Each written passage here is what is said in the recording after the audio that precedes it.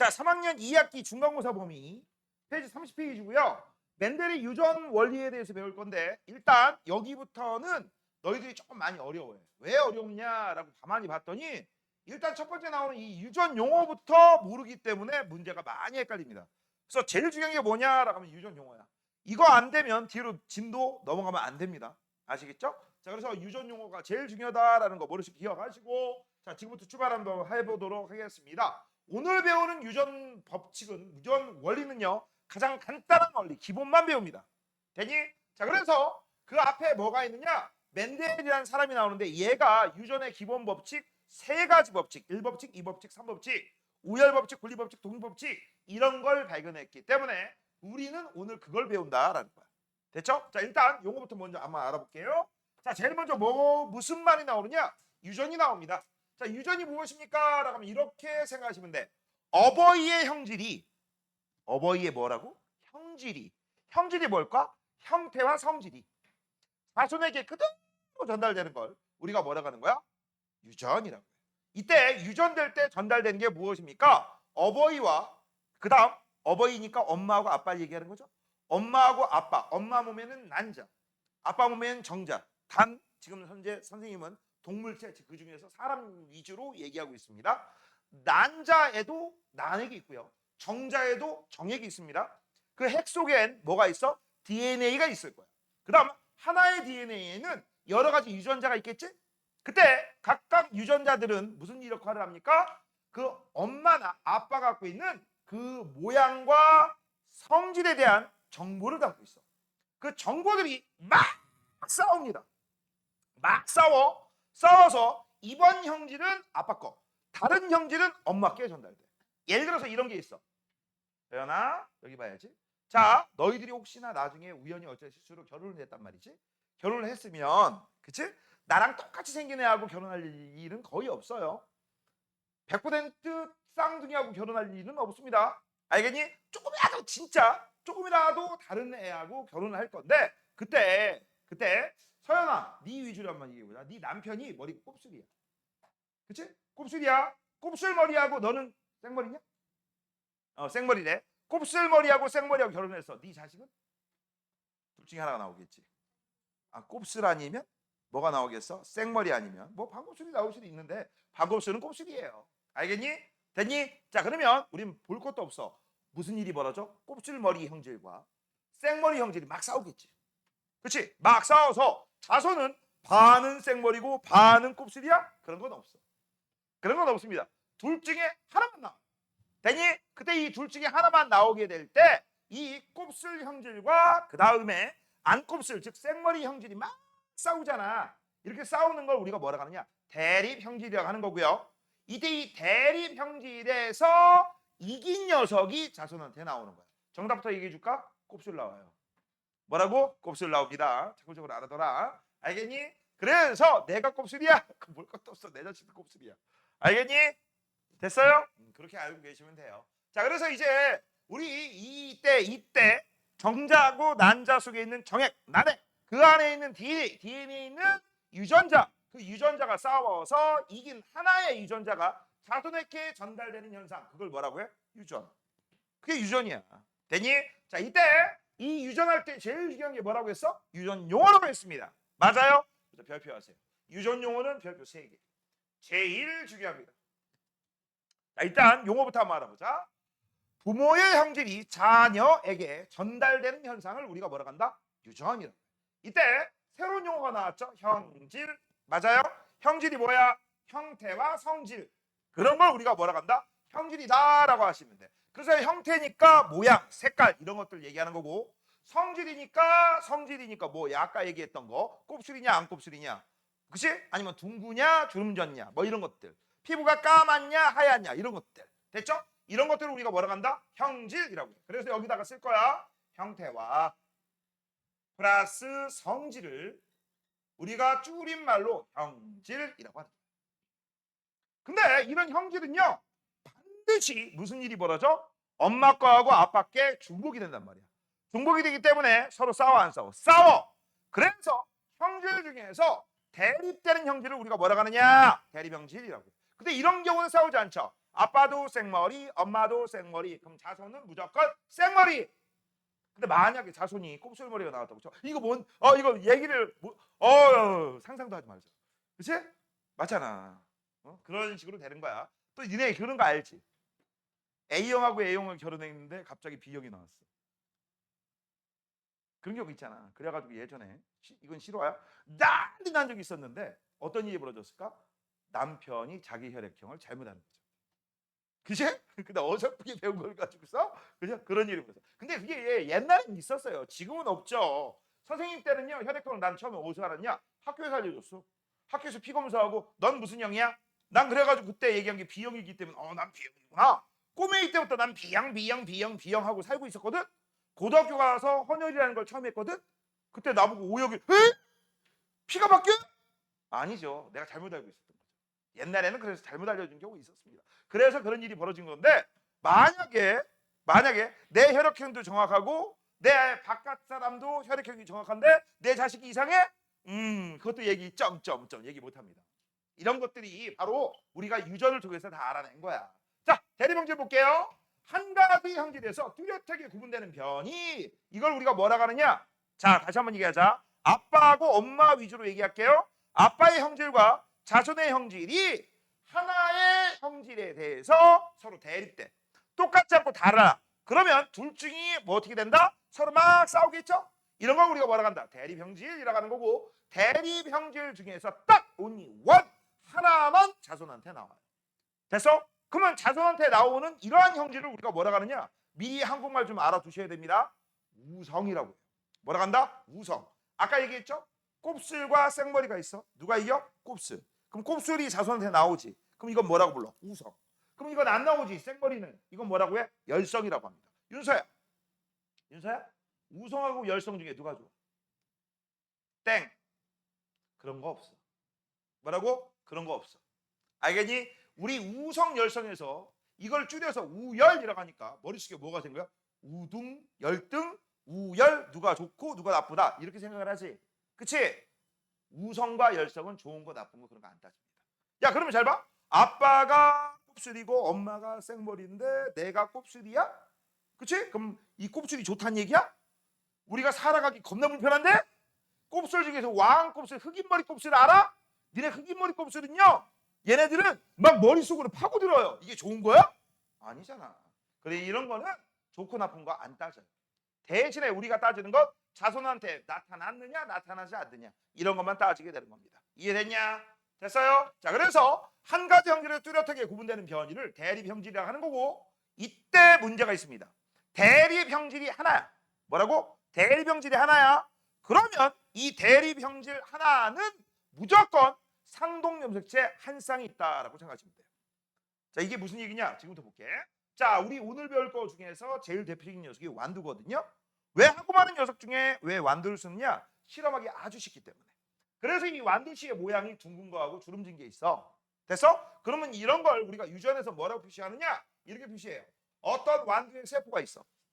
얘가 이제 나중에 세포 분열이 하면 염색체가 보이겠죠? 이 염색체 중에서 이게 아빠 완두. 그러면 이건 누구 거? 엄마 완두. 그래서 크기와 모양이 같은 한 쌍의 염색체를 우리가 뭐라고 불렀어? 이걸 뭐라고 불렀지? 상동염색체. 선생님이 상동염색체 몇 쌍 그렸어요? 한 쌍 그렸지. 이게 나중에 이가 염색체 또 한 개가 되는 거죠. 그건 뭐 됐고요. 그런데 현재 완두씨에서 모양에 대한 게 둥근 거하고 주름진 것들이 있죠. 이런 것들을 우리가 유전자를 표시를 할 거야. 예를 들어서 이게 아빠 거, 이게 엄마 거야. 이게 아빠 완두, 이게 엄마 완두야. 아빠 완두에 선생님이 짝대기 그린 이 부분에 둥근 형질이 있어.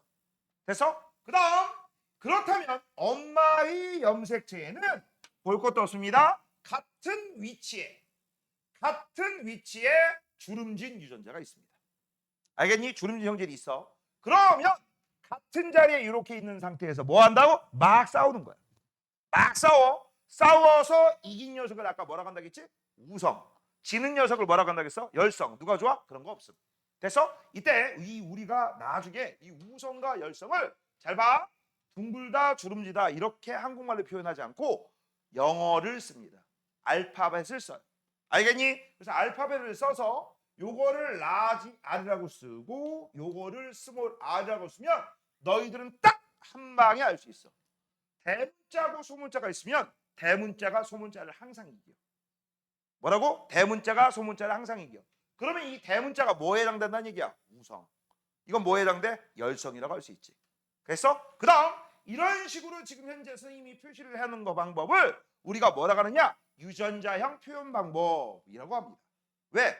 한국말로 안 하고 뭘로 했어? 이거를 전부 알파벳 기호를 사용했잖아. 됐니? 참고적으로 알아둬라. 자, 근데 선생님이 이렇게 그렸어. 상동연세 몇 쌍 그렸어? 한 쌍. 그럼 형질이 하나 있다는 얘기야. 근데 이 세상에 있는 완두가 형질이 하나만 있을까? 아니죠. 형질이 여러 개 있을 수 있지. 그래서 이번에 세포를 이렇게 그렸는데 옆대물이 보니까 또 상동연세가 또 한 쌍이 또 있더래. 됐어? 그럼 볼 것도 없어. 상동염색체가 한 쌍이야? 형질 하나가 대립하고 있구나. 상동염색체가 두 쌍이야? 형질 몇 개가? 두 개가 대립하고 있구나. 상동염색체가 세 쌍이야? 형질 몇 개가? 세 개가 대립하고 있구나. 그렇게 생각하시면 돼. 이번에는요. 얘는 모양에 대한 거죠. 좀 이따 많이 나오는 것 중에 색깔입니다. 색깔. 자, 색깔이 하나가 라지 Y야. 나머지는 스몰 Y야. 됐어? 색깔에 대한 유전 형질은 모양하고 다르기 때문에 형질이 다르면 상동염색체도 다르고, 그 다음 아까 얘기했죠? 대립 형질은 상동염색체 같은 위치에 있어. 여기에 색깔이 있으면 여기에도 색깔이 있는 거야. 됐습니까? 되니? 그래서 니네 반드시 써줘야 될 게 있습니다. 자, 여기다 한번 써보자. 대립 형질이 N개입니다. 뭐라고? 여기다 쓰자. 대립 형질이 곱하기 N개야. 대립 형질이 한 개, 두 개, 세 개, 네 개, 다섯 개, 뭐 이런 식으로 N개야. 그러면 이거하고 동의어가 뭐냐? 상동염색체가 N쌍 있어. 곱하기 N쌍. 그래서 형질이 다섯 개야? 상동염색체 다섯 쌍 그려야 돼. 알겠니? 됐어요? 그렇게 알고 계시면 됩니다. 자, 이때 이 대립 형질을 표시하는 방법을 지금부터 한번 알아볼게요. 뭐 알아본다고? 대립 형질을 표시하는 방법이야. 자, 지금부터 이제 우리가 따질 거 이제부터 본격적으로 들어갑니다. 요 서로 어버이의 형질이 대립하는 걸 대립 형질이라고 했는데 이걸 표시하는 방법입니다. 그 표시하는 방법이 바로 밑에 있어. 이걸 표시하는 방법이 바로 밑에 있어. 바로 첫 번째 한국말로 표시하는 거. 원래는 이렇게 생각하시면 안 되는데 간단하게 합니다. 한국말로 표시하는 방법을 표현형. 그 다음 알파벳 기호로 사용하는 방법을 유전자형이라고 해. 됐어요? 자, 그래서 이거를 지금부터 시작 한번 해볼게. 유전자 구성에 따라 겉으로 드러나는 형질을 우리가 표현형이라고 하는 거고, 이 표현형은요 우리가 뭘로 한다? 주로 한글로 표시합니다. 둥글다, 주름지다, 노랗다, 파랗다, 녹색이다, 뭐 이런 거. 알겠니? 선생님, 왜? 저 나중에 미국 가서 살 건데요. 미국 가면요 영어로 얘기하는데요. 영어로 둥글다는 라운드잖아. 그치? 맞잖아. 그럼 영어로 얘기하면 표현형 아니지 않나요? 풀어서 얘기하는 거야. 알겠어? 그 나라 언어로 풀어서 얘기하는 걸 우리가 뭐라고 해? 표현형이라고 해. 근데 너희들은요 내가 볼 때 한국에서 살 것 같아. 그래서 그냥 간단하게 한글로 표현되어 있어. 그럼 표현형이야. 됐어? 그 다음 유전자 구성을 알파벳 기호로 나타냈어. 한마디로 얘기하자. 영어로 표시되어 있다. 그러면 볼 것도 없다. 유전자형이야. 근데 정확하게 얘기하면 영어 단어가 아니라 영어 알파벳으로 표현하는 거야. 됐지? 이렇게 알아두시면 됩니다. 자, 그래서 이제 이 얘기를 오른쪽으로 한번 살펴볼까요? 자, 오른쪽에 보시면 대립 유전자라고 했어. 대립 형질을 결정짓는 유전자를 우리가 대립 유전자라고 하는 거고, 이거 중요합니다. 상동염색체 같은 위치에 존재합니다. 뭐라고? 상동염색체 같은 위치. 그 다음 아까 얘기했죠? 우성은 뭘로 표현한다? 대문자. 열성은 뭘로 표현한다? 소문자로 표현해. 그러면 대문자고 소문자고 싸우면 누가 이겨? 무조건 대문자가 이겨. 됐어? 자, 그럼 이제부터 한번 볼래? 자, 여기 R이라고 써있지? 얘들아 뭐라고 써있어? R. 그러면 이런 기호는 좀 알고 있으세요? 아까 선생님이 위에서 대립형질 중에서 완두씨 모양이 둥글다, 주름지다 이런 얘기 나왔죠? 그치? 그럼 요거 라지 R이 뭐를 타는 기호야? 둥글다는 기호고요. 스몰 R은 주름지다는 기호야. 됐어? 그러면 지금부터 이제 한번 보자. 자, 일단 이거 한번 볼게요. 왼쪽에 있는 건 아빠 거, 오른쪽에 있는 건 엄마 거라고 할게. 아빠 거하고 엄마 거 싸울 건데 잘 봐. 아빠 거의 요 자리에 모양에 대한 유전자가 있어. 그럼 엄마 거에도 같은 위치 여기. 그치? 나머지도 다 같은 위치지. 자, 이제 한번 볼게. 아빠도 둥글고 엄마도 둥글어. 둥글게 둥글게 그럼 자손도 둥글지. 그치? 그래서 이거를 우리가 뭐라고 표현할 수 있어? 둥글다라고 표현할 수 있고요. 됐니? 이때 이 둥글다라고 표현하는 건 한국말로 쓰는 거잖아. 표현형은 둥글다. 근데 이거를 유전자형으로 쓰세요라고 하면 크날크날이라고 쓰는 거고, 맞아? 대문자가 같은 기호야 다른 기호야? 같은 기호지. 그런 걸 우리가 순종이라고 해. 뭐라고 한다? 순종. 됐죠? 순종. 그 다음 이번에는요 소문자입니다. 스몰 알랄이야. 작은 알 작은 알이라고 얘기합니다. 그러면 작은 알과 작은 알 주름진 거하고 주름진 거야. 쭈쭈. 그럼 자손도 주름지다. 이게 표현형이고요. 그걸 이제 우리가 알파벳 기호로 표시하면 큰알은 아까 이거는 큰알이라고 얘기했지만 얘는 작은 알 이렇게 얘기하시면 돼. 근데 아까도 그렇고 지금도 그렇고 잘 봐. 얘는 대문자 끼리끼리 소문자 끼리끼리 맞아? 됐어? 그래서 하나의 형질에 대해서 같은 기호로 되어 있기 때문에 이것도 순종이야. 됐습니까? 표현 알아둬야 돼. 그런데 문제는 얘입니다. 아빠는 둥글지만 엄마는 주름지지. 그치? 그러면 대문자고 소문자고 싸우면 누가 이긴다고 했어? 대문자가 이긴다고 했지. 맞아? 그래서 이걸 우리가 표현형으로 얘기할 때는 둥글다라고 얘기해야 돼. 주름지다 얘기해야 돼. 둥글다. 됐습니까? 이렇게 얘기해야 되는 거고, 이걸 유전자로 쓰면 큰알 작은 알이 되는 거고, 같은 기호야 다른 기호야? 다른 기호죠. 그래서 이런 걸 우리가 뭐라고 해? 잡종이라고 해. 자, 근데 선생님 웃긴 게 있는데요. 뭔데? 대립유전자를 표현할 때는요 전부 뭐라고 표현했지? 지금 잘 봐. 두 개씩 표현하고 있지. 선생님이 항상 두 개씩 표현하느냐? 아니, 얘를 쓸 때는 항상 2의 n꼴로 표시해요. 뭘로 표시한다? 2의 n꼴로. 왜? 체세포니까. 체세포는 2n이잖아. 그렇기 때문에 2개, 4개, 6개, 8개 이런 식으로 써요. 걱정 마. 니들 가정이 끼껏해야 6개밖에 안 나와. 시험 문제에 주로 나오는 건 4개까지야.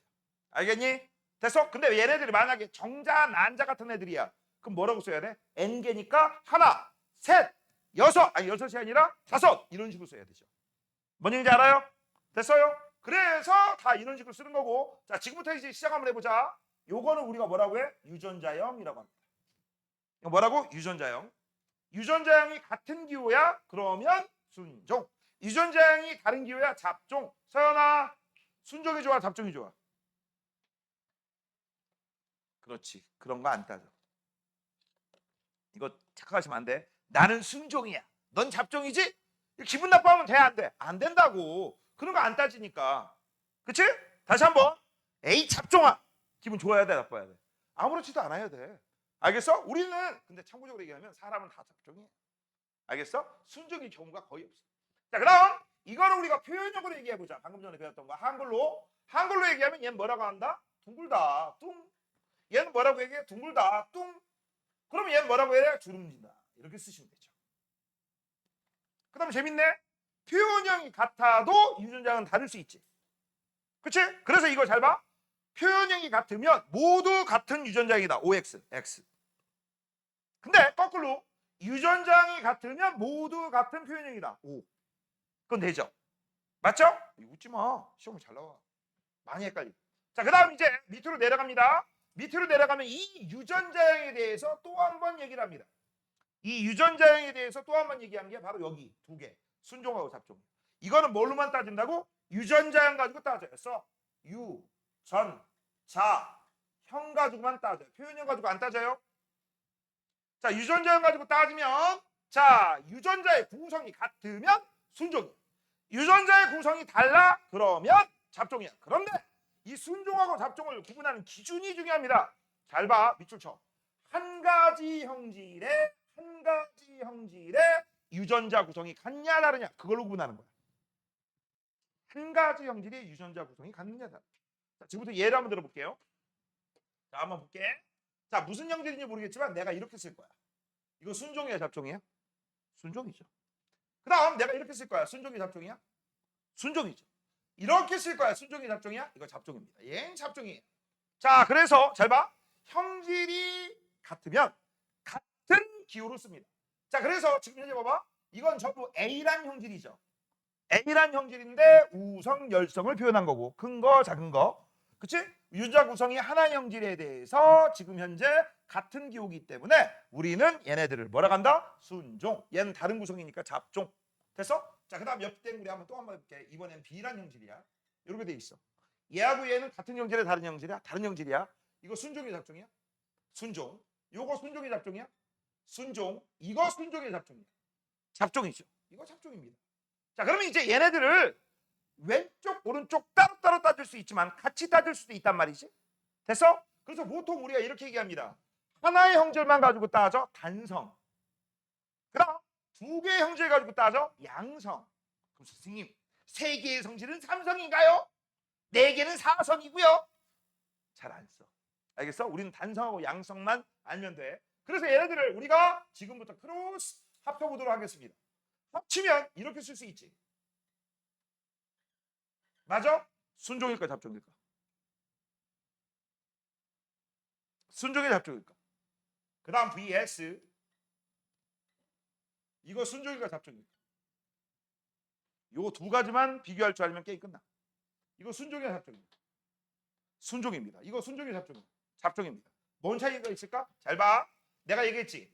요 새끼하고 요거는 같은 형질이야, 다른 형질이야? 다른 형질이지. 형질이 몇 개 있어? 두 개 있지. 알파벳 기호가 틀리잖아.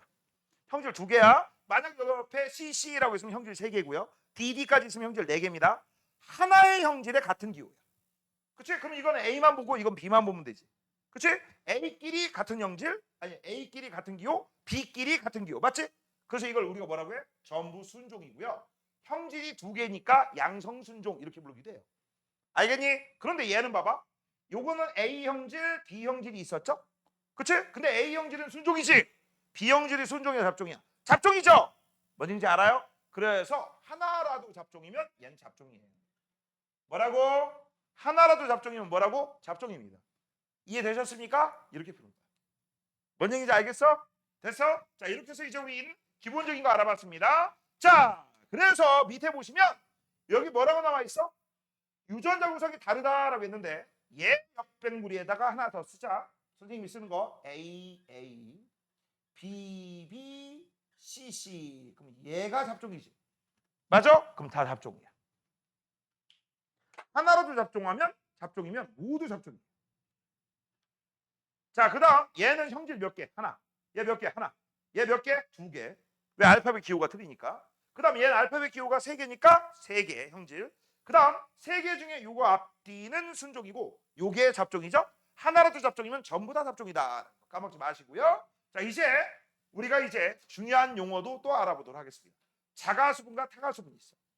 자, 수분이란 말은요 이런 걸 얘기하는 거야. 니네 식물 같은 경우는요 일단 동물의 정자 역할을 하는 게 꽃가루, 화분이라고 해요. 꽃가루가 나오는 역할을 하는 그 생식기관이 꽃밥입니다. 발음 조심하세요. 꽃밥이야. 지읒밥 아니야. 꽃밥에서 꽃가루가 나오고, 오케이? 그 다음 미씨라는 생식기관이 있고 그 안에서 난세포가 만들어져. 알겠어? 그게 난자 역할을 하는 거야. 그런데 얘네들이 한 방 안에 있는 게 아니라 떨어져 있어. 이렇게 떨어져 있어 보통. 그 다음 식물마다 다른데요. 한 꽃 안에 얘네들이 같이 있는 경우도 있고 따로따로 있는 경우도 있고 다른 나무에 있는 경우도 있어. 알겠니? 그럼 결국 얘도 동물하고 똑같아. 동물도 정자하고 난자가 만나야지만 뭘 할 수 있어? 베이비를 만들 수 있지. 식물도 마찬가지야. 꽃밥에서 나오는 꽃가루 화분과 그치? 미씨 속에 있는 난세포가 만나야지만 베이비가 나오는 거야. 이거 베이비를 우리가 뭐라고 해? 씨앗. 됐지? 근데 어떻게 만나? 일단은요.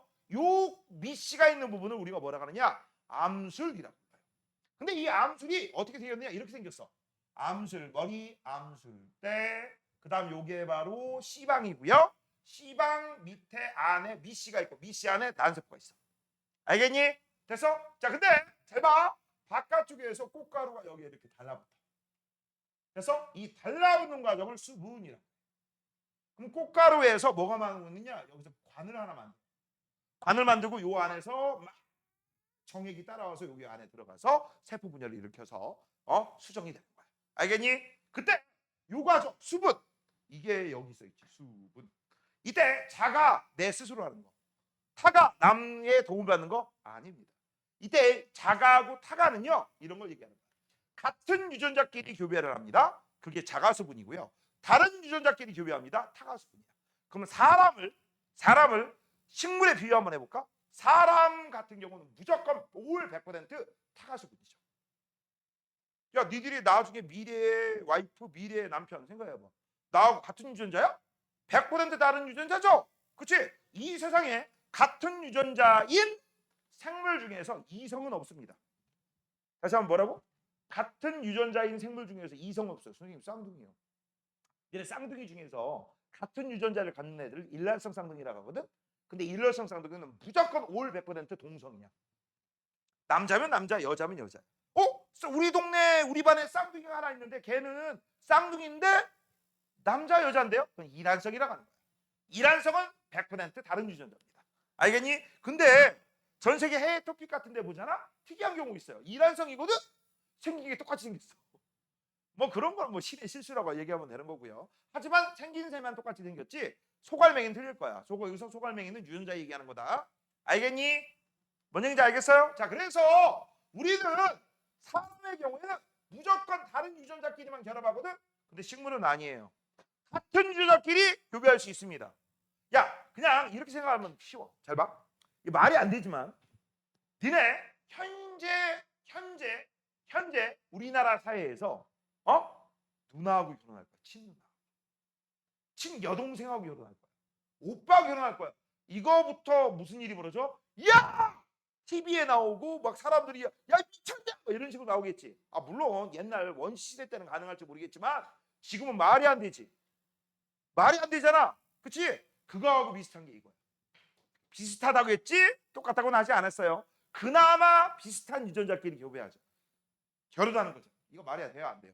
사람의 경우엔 말이 안 돼요. 근데 식물인 특히 완두콩은 이게 가능하다 불가능하다? 가능하다. 그냥 한마디로 얘기하면 이런 일을 이렇게 생각해도 돼. 이건 진짜 말이 안 되지만 내 몸 안에 정자도 있고 난자도 있어. 내 몸에서 정자를 추출하고 난자를 추출해서 결합을 시켜. 그러나 내 몸에 다시 집어넣어. 그래서 내가 배가 불러가지고 자식을 낳는 거하고 똑같은 거야. 야, 이게 말이 되냐? 안 되지. 우리 안 되지. 죽어도 안 되지. 이게 바로 자가수분이야. 알겠어? 그래서 자가수분은요 같은 유전자끼리 교배하는 겁니다. 같은 유전자끼리 교배하는 걸 우리가 뭐라고 해? 자가수분이다. 그러면 타가수분은 뭐야? 타인하고 교배하는 거야. 그래서 이거는 같은 유전자, 다른 유전자. 다른 유전자죠. 다른 유전자끼리 교배한다. 됐니?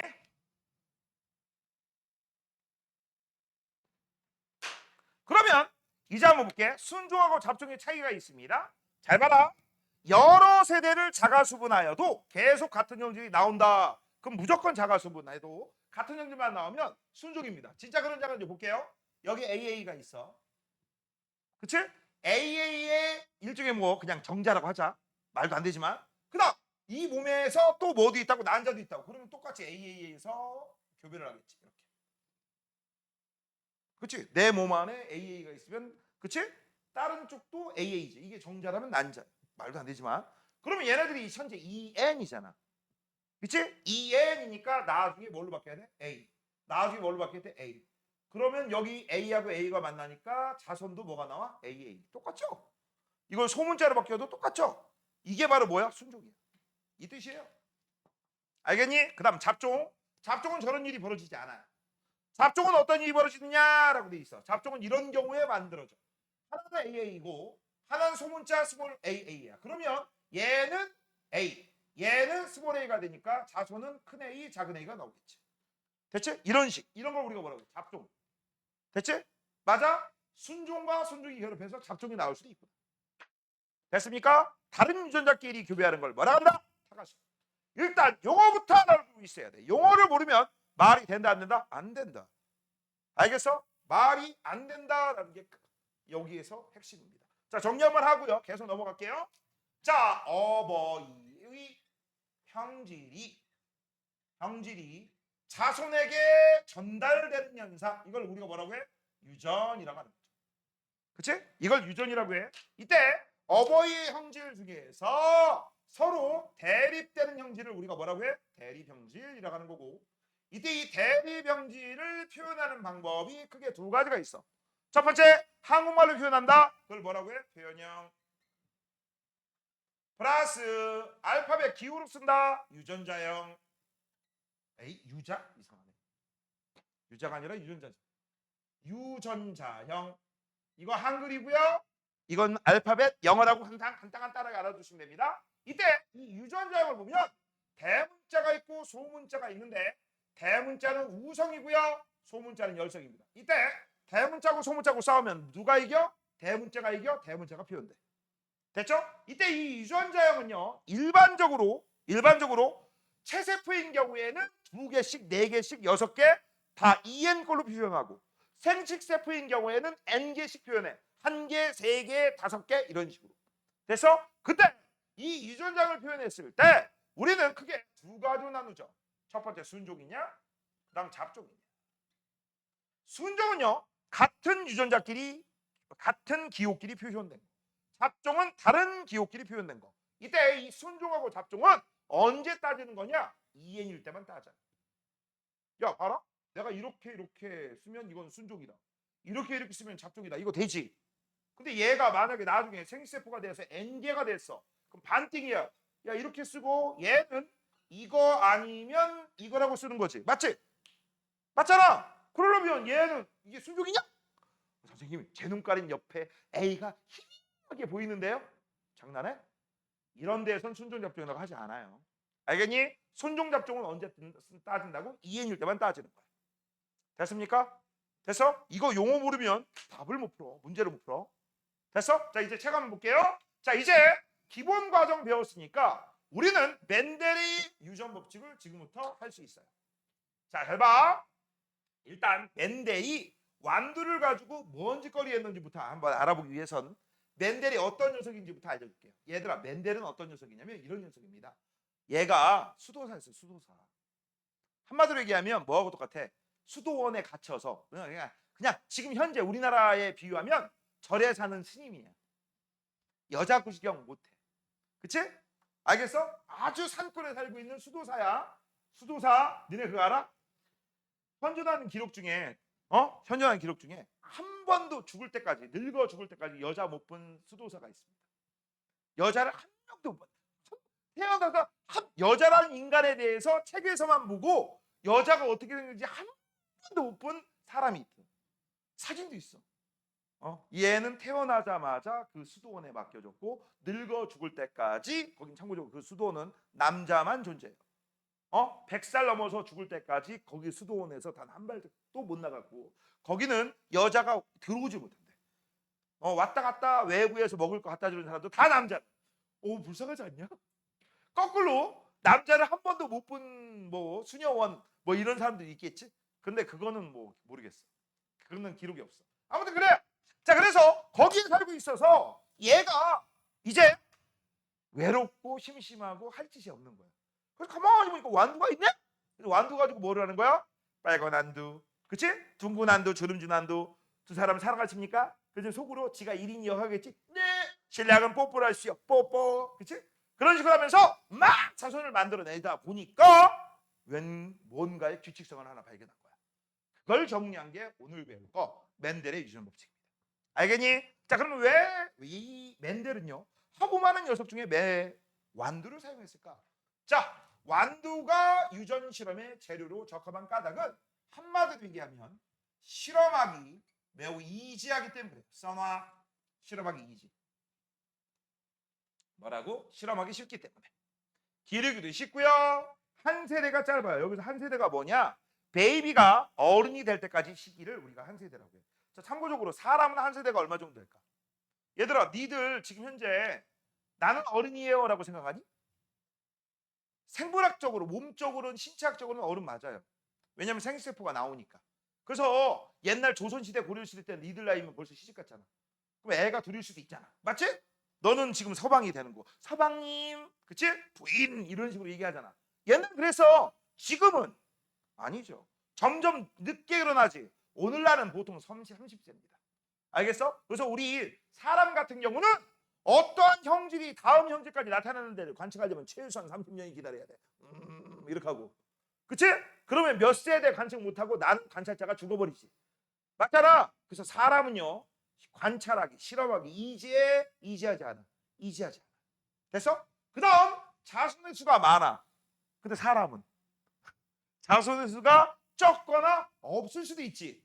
결혼 못했어? 자손이 어떻게 나와? 또 이런 경우도 있지.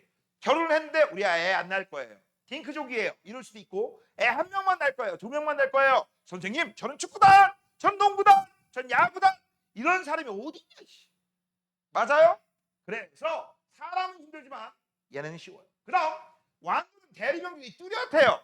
그 대리병들은 오른쪽에 좀 이따 얘기할 거고 그 다음 제일 중요한 거 자가수분과 타가수분이 모두 가능해.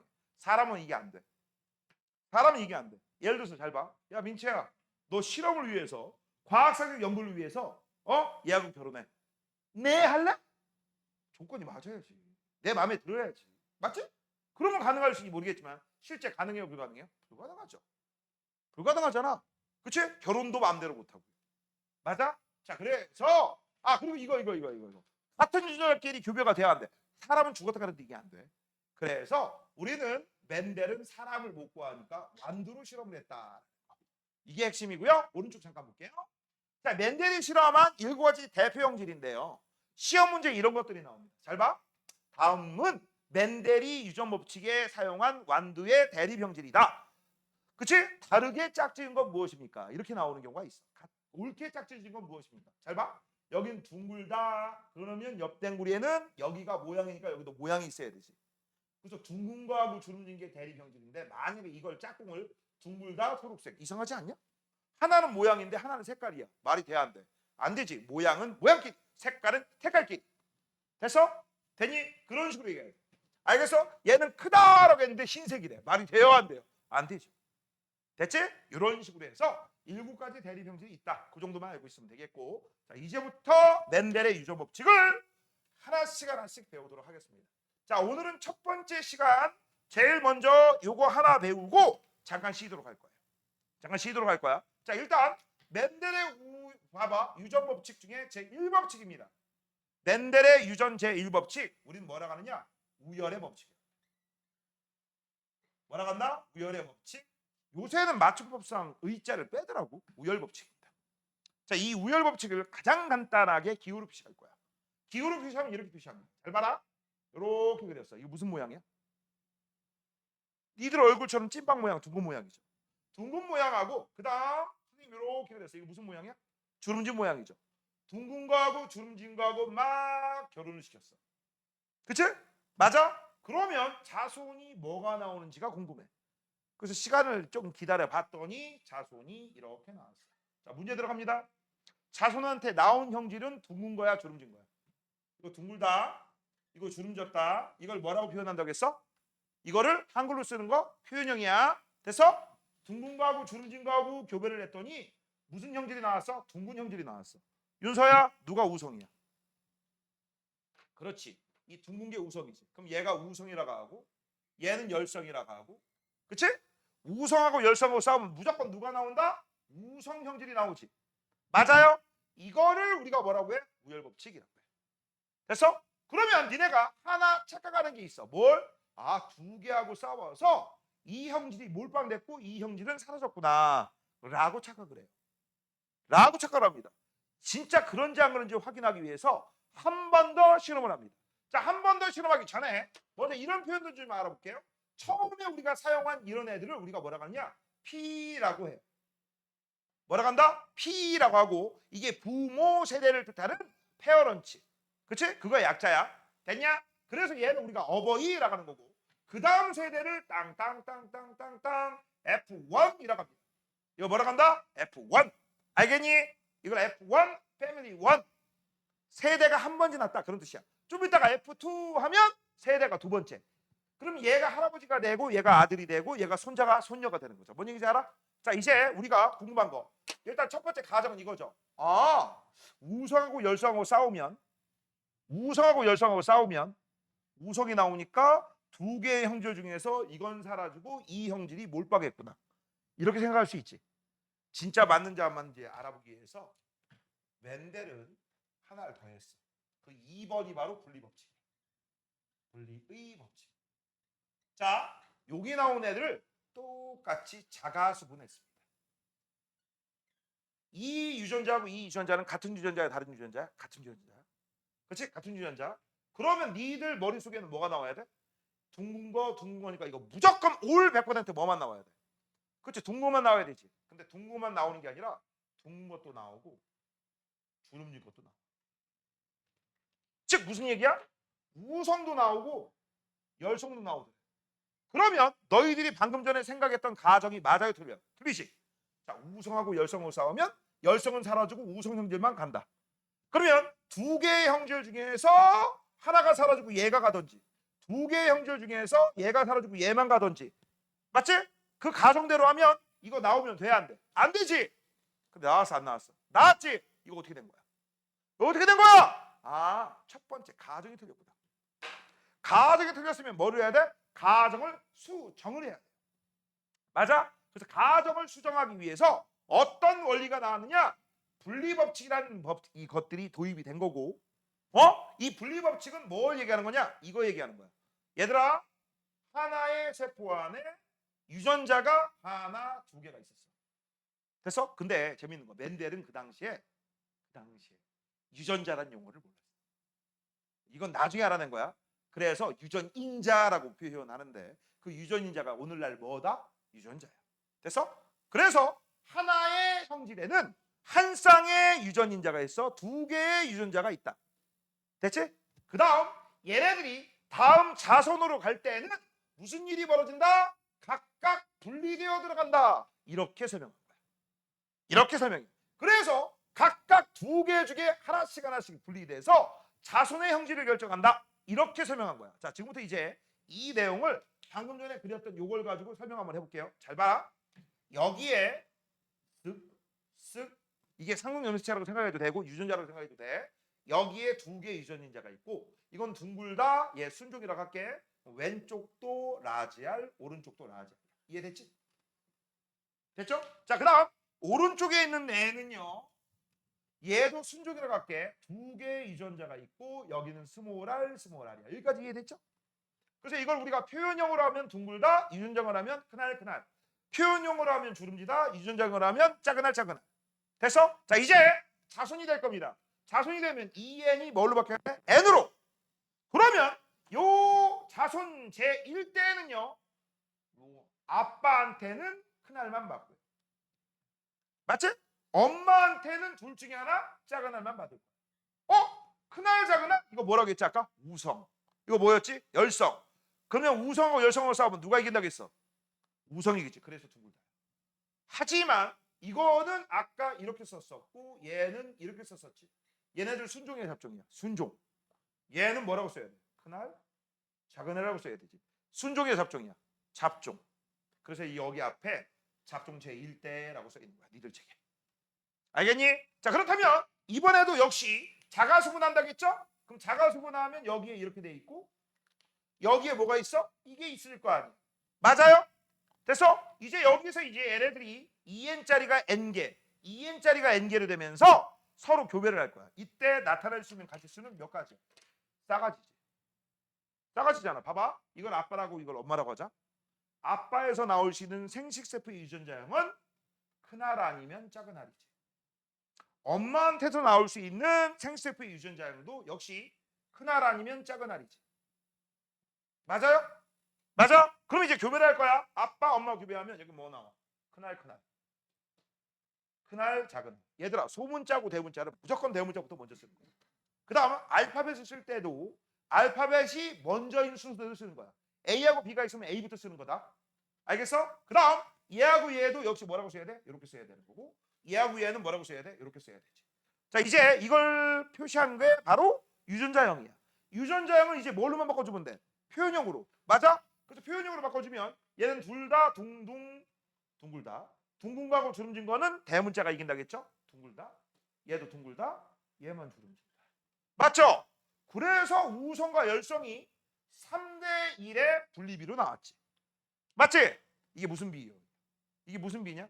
표현형의 분립이냐 유전자형의 분립이냐. 얘들아 지금 선생님이 현 3대 2라고 썼어. 이거 무슨 분립이야? 표현형의 분립이야 유전자형의 분립이야? 표현형의 분립이지. 왜? 둥글다 주름지다. 한국말이니까. 맞아? 그래서 너네 알아둬야 돼. 이 분리 법칙이 표현형의 분리비가 우성과 열성의 분리비가 3대 1이 나오는 걸 우리가 분리 법칙이라고 하는 거고, 그다음 이거를 유전자형의 분리비를 쓰면 요게 그날 대 요거 중에 두 개의 그날 작은알, 그다음 요게 마지막 스몰알 맞죠? 이것은 뭐 이건 두 개니까 2라고 쓴 거고, 여기는 전부 뭐가 생략되어 있어? 1 여기까지를 우리가 뭐라고 해요? 둥글다라고 했으니까 1 더하기 2는 3대 1. 그래서 이거 유전자형의 분리비는 3대 1, 1대 2대 1입니다. 표현형의 분리비는 이 3대 1에 해당되는 거고요. 까먹지 마. 자, 마지막 하나만 더 하고 잠깐 쉴게요. 서연아, 정신 차리고 머리 좀 그만 만지고. 왜? 생머리를 부모님이 주신 생머리를 곱슬로 바꾸고 싶어? 자, 이거 순종이에요, 잡종이에요? 이거 순종이죠. 이거는 잡종, 이거는 순종. 그래서 니들한테 이렇게 나와. 자, 이 상태를 우리가 뭐라고 하는 줄 알아? F2라고 쓰고 잡종 제2대라고 해요. 자, 잡종 제2대에서 순종과 잡종의 비율은 몇 대 몇? 잡종 제2대에서 순종과 잡종의 비율은 몇 대 몇? 순종 몇 개야? 2개. 잡종 몇 개야? 2개. 2대 2는 1대 1이지. 맞죠? 맞잖아. 1대 1. 그럼 확률은 몇 퍼센트? 50%. 100% 아니죠. 1대 1이니까. 전체 2분의 1이니까. 그래서 만약에 잡종 제2대에서 100개가 나왔어? 그럼 순종 몇 개야? 50개예요. 됐어? 그다음 문제를 또 이렇게 냅니다. 잡종 제2대에서 나온 자손의 중에서 자, 잡종 제1대와 표현형이 같은 건 몇 분의 몇? 표현형이 같다고 했어.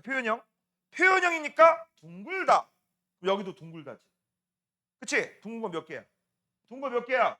전체 4분의 3, 75%. 됐어? 그 다음 두 번째, 잡종 제2대에서 잡종 제1대와 유전자형이 같은 건 몇 분의 몇? 서연아, 몇 분의 몇? 잡종 제1대의 유전자형은 큰알 작은 알이야.